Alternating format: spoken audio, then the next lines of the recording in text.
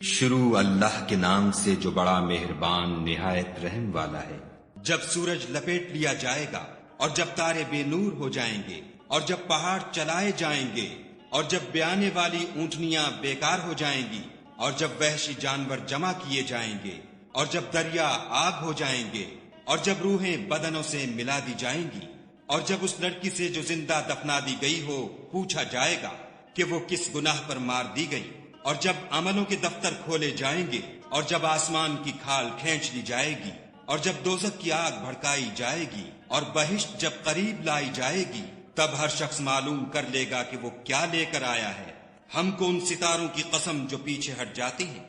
اور جو سیر کرتے اور غائب ہو جاتے ہیں، اور رات کی قسم جب ختم ہونے لگتی ہے اور صبح کی قسم جب نمودار ہوتی ہے،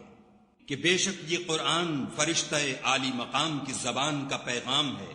جو صاحب قوت مالک عرش کے ہاں اونچے درجے والا سردار اور امانت دار ہے۔ اور مکے والو، تمہارے رفیق یعنی محمد صلی اللہ علیہ وآلہ وسلم دیوانے نہیں ہیں،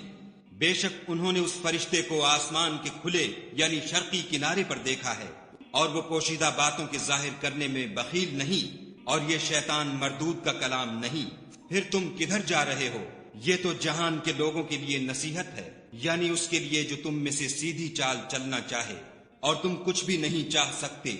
مگر وہی جو خدائے رب العالمین چاہے۔